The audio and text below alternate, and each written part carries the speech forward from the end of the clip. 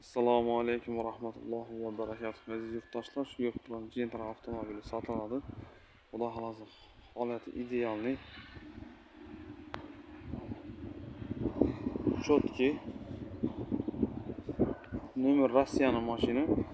Iloji bo'lsa Rossiyada, Qozog'istonda haydigan shofir bolalar bo'lsa, bemalol aloqaga chiqib kelishilgan holatda olishingiz mumkin. Dokument mashina dokument taraflaridan umuman problema bo'lmaydi, xudo xolasa. Hamma yeri chotki mashina. Qo'ldan kelsa surishga yetdik. Qo'llab-quvvatlab laytlarni bosib, podpiski bo'lib, ko'pchilikka yetib borishına sababchi bo'ldi. Mashina Rossiyaning mashina.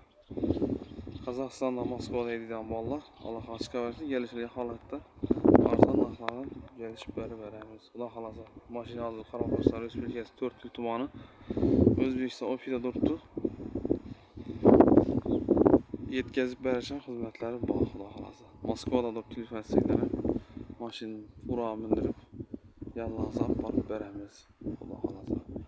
Ekranda nomerlarni qoldiraman, mashina egasining bemalol telefon etib batafsil ma'lumotlar olishingiz mumkin.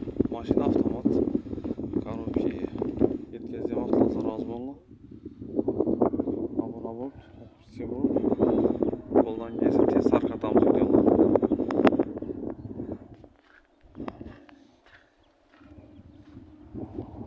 Mashina kilidi yo'q. Mashina ideal holatda